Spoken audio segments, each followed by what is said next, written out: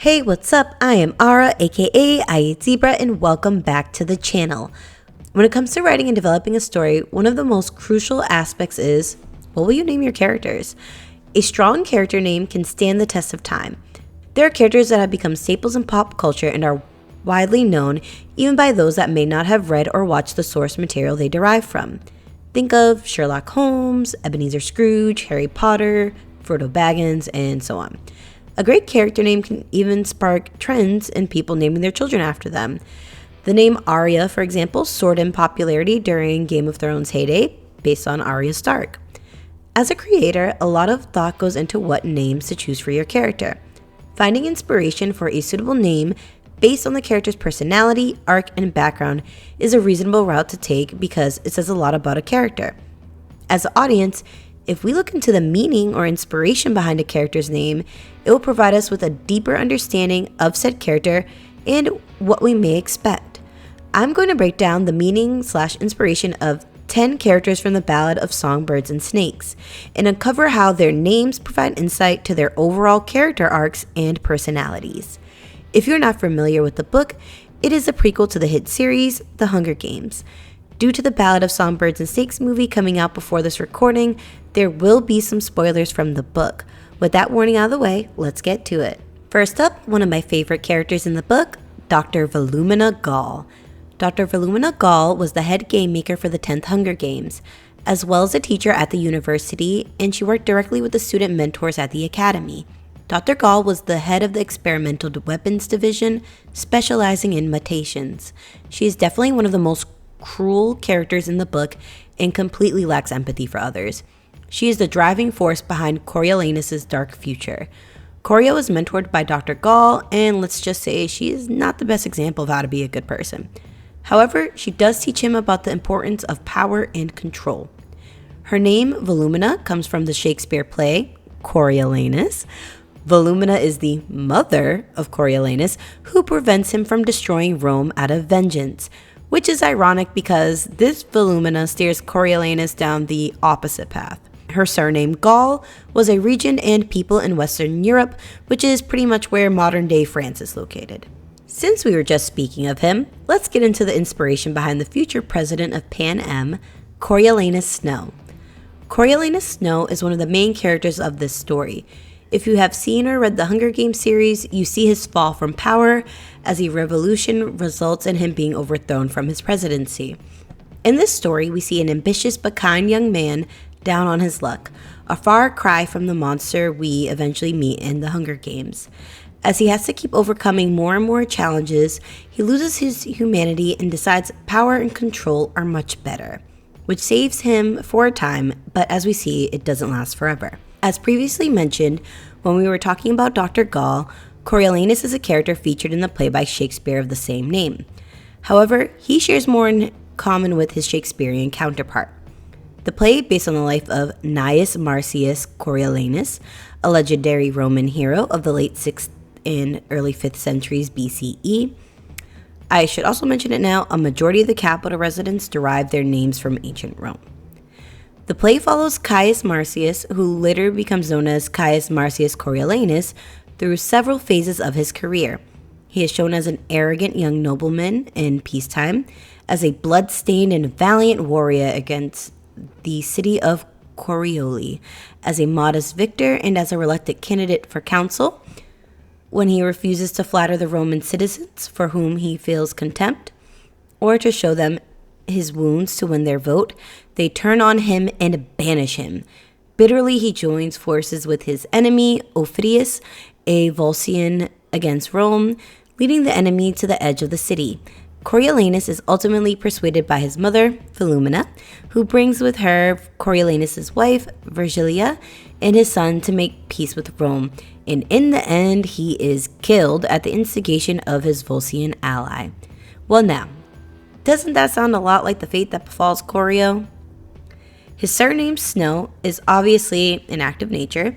Snow usually symbolizes purity, but it can also mean being cold, harsh, and covering up or hiding something. Corio starts off pure, but eventually develops into the cold, harsh version of a brutal winter storm. Corio is not the only member of the Snow family on this list. Therefore, I'm going to apply the best interpretation for each member of the family. With that being said, this snow is most certainly a cold one. Continuing with the Snow family, we have Papa Snow, Crassus Snow. Crassus Snow is dead during the time the books are taking place. However, his shadow looms large in the story. Crassus is Corio's father and was a munitions manufacturer, and a wealthy, prominent figure in capital high society. He served as a major general during the rebellion that devastated Panem and resulted in the creation of the Hunger Games. Unfortunately, Crassus was killed in action during the war. Despite Crassus dying before the first Hunger Games took place, he actually plays a critical part in their creation. More on that later. Crassus' name is inspired by Marcus Licinius Crassus, who was born around 115 BC and died around 53 BC. He was a politician in the Roman Republic and formed the first triumvirate with Julius Caesar and Pompey. While he was a praetor, he crushed the slave rebellion led by the legendary Spartacus. Crassus Snow and his Roman counterpart share a lot in common regarding their military careers. This Snow, like his son, is a bit cold.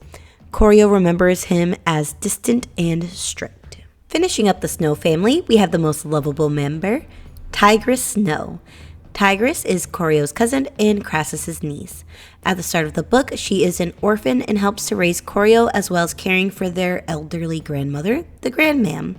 Tigress takes care of the household and serves as not only a big sister to Corio, but as a maternal figure as well. The Tigress River is on the eastern bank of what used to be Mesopotamia, which is known as the cradle of civilization. This river, along with the Euphrates, kept this area fertile, allowing people and societies to thrive there, which is a fitting name for a character that is the caretaker of her family. Later on in life, Tigress gets punny by tattooing tiger stripes on her face. She is also fond of raw meat. This Snow is the definition of pure. She is a beacon of light in this story and serves as one of very few examples of being a good and decent person. Next up, we have everyone's favorite dean, Cassa Highbottom. As a youth, Cassa was friends with Crassus Snow. The two were very close until the day Dr. Gaul assigned them a project, and in a drunken stupor, Cassa came up with the concept of the Hunger Games. He truly did not believe the concept was a good idea and did not want to turn it in. Well, Crassus went behind his back and turned in this assignment. At the time, he was upset with Crassus but did not think too much of it. Well, that was until the war came and went, and Dr. Gaul thought it would be great to use the concept Cassa came up with years ago to punish the districts, the Hunger Games. This started Cassa on a downward spiral into drugs and alcohol. He is not the most pleasant of people, and a la Severus Snape, takes his anger out on his enemy's son, in this case that being Coriolanus, the future president. Let's take a look at the inspiration behind Cassa Highbottom's name. What do you know? It's Roman. Named after Publius Servilius Casca Longus, who died around 42 BC, he was one of the assassins of Julius Caesar. Despite his being initially a childhood friend of Caesar, Cassa and his brother Tigress joined in the assassination. Cassa struck the first blow, attacking Caesar from behind and hitting his bare shoulders. After Tullius Cimber had distracted the dictator by grabbing his toga, Caesar replied, "Cassa, you villain, what are you doing?" and tussled with him for several seconds. After the assassination of Caesar, Cassa fought with the liberators during the Liberators' Civil War. He is believed to have died by suicide after their defeat at the Battle of Philippi in 42 BC. Due to his struggles with addiction, I believe his surname, Highbottom, is a reference to a high-bottom alcoholic, which is someone who is able to maintain normal day-to-day life, yet still has a problematic relationship with drinking, which describes Dean Highbottom perfectly, as Corio likes to refer to him as Dean High as a Kite Bottom. Next on our list is Clemencia Dovecote. Clemencia is a student at the Capital Academy and is one of Corio's closest friends. She is an excellent and attentive student. When the topic of betting on the Hunger Games is brought up in class, she finds the concept to be disturbing. She has more reverence and sympathy for others than her peers. Her personality is very well-mannered, mild, and even-tempered, at least in the beginning of her story. Her name, Clemencia, derives from Clementia, the Roman goddess of forgiveness, redemption, mercy, salvation, and leniency. Her surname, Dovecote, has a bit more of an interesting connection. The literal definition, according to Merriam-Webster, is a small compartmented raised house or box for domestic pigeons. However, in my research, I found a cool literary connection. In Shakespeare's play, Coriolanus, when the titular character was condemned to die by the Volscians, the general proudly reminded his enemies, "If you have writ your annals true, 'tis there, that like an eagle in a dovecote, I fluttered your Volscians and Corioli. Alone I did it, boy." Coriolanus, wonder where I heard that name before. Our next family on the list are the Plinths. First up, Sejanus. Sejanus Plinth is a fellow student at the Capital Academy along with Corio and Clemencia. He is originally from District 2, but due to his father's support of the capital during the rebellion and increase in his business as a munitions manufacturer after the death of one of his biggest competitors, Crassus, the family bought their way into the capital, growing to become one of the wealthiest families post-war. Sejanus always felt like an outsider, and that he never truly belonged to the capital. During the Hunger Games, as a student mentor, his limits were tested as he struggled to balance his identity and moral standing. He eventually becomes a peacekeeper and, well, let's just say it doesn't go too well. Sejanus' first name is inspired by Lucius Aelius Sejanus, who died around 31 CE, which is pretty funny because it's also Roman, and the fact that they were actually born in District 2, they definitely had like some foresight. They were going to the capital. Anyways, in 14 CE, upon the ascension of the Roman Emperor Tiberius, he joined his father, Caius Strabo, as prefect of the emperor's household troops, the Praetorian Guard, and became sole prefect a year or two later, eventually becoming chief administrator of the Roman Empire for the Emperor Tiberius.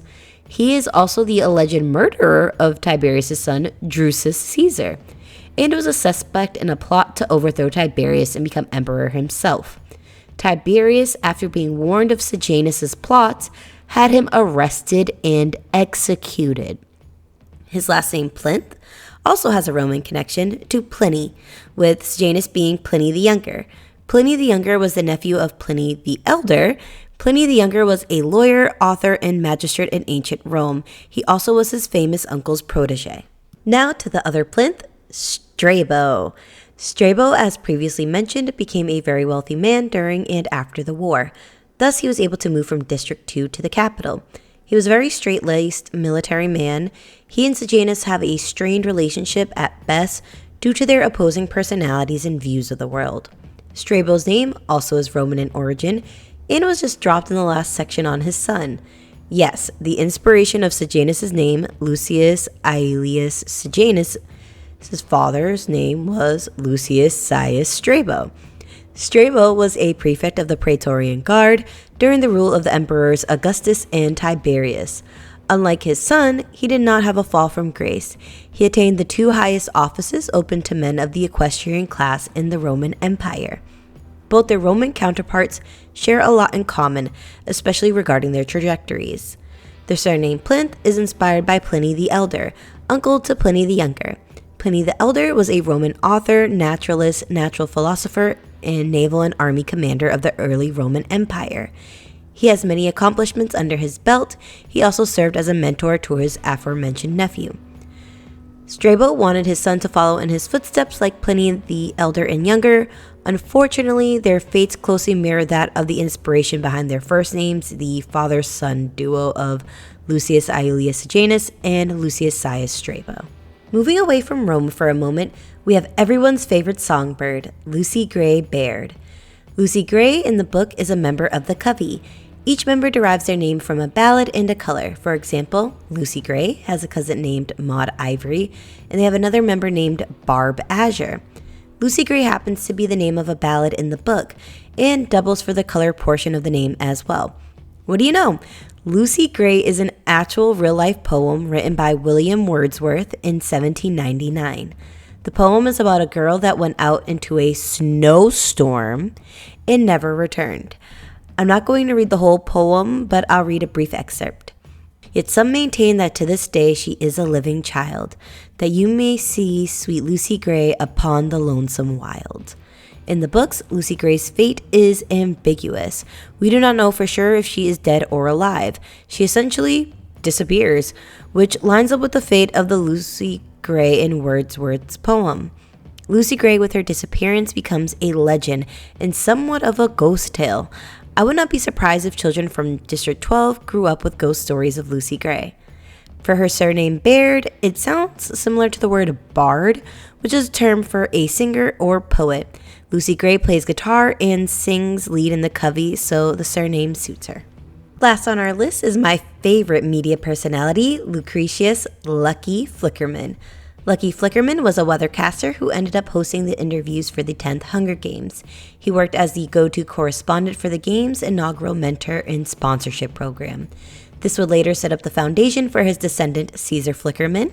We are not sure how they are related, but they definitely are. Now let's look back to ancient Rome one last time to learn more about the inspiration behind this character's name. Titus Lucretius Carus, born around 99 BC and died around 55 BC, was a Roman poet and philosopher. Little is known about him, but Lucretius probably was a member of the aristocratic gens Lucretia, and his work shows an intimate knowledge of the luxurious lifestyle in Rome. Lucretius's love of the countryside leads historians to speculate that his family owned rural estates, as in many wealthy Roman families, and he certainly was well educated with the mastery of Latin, Greek, literature, and philosophy. Lucky Flickerman is a member of the wealthy capital society, and we also do not know much of his personal life outside of his work. Flickerman is an obvious fit for a surname for a family that is in showbiz. A Flickerman is another name for a photographer or videographer. With Lucky being originally a weathercaster and then becoming the Hunger Games correspondent, he spends a lot of time on camera. Having a surname associated with cameras makes a lot of sense. As we can see, there are some major tie-ins with the inspiration behind most of the characters' names and their fates in the books. Some are very on the nose and others a bit more subtle, but the clues and groundwork are definitely there. Let me know if you want me to dive into some more character name etymology from the Hunger Games or another series. Please like and subscribe and hit the notification bell for future uploads. See you next time. Bye!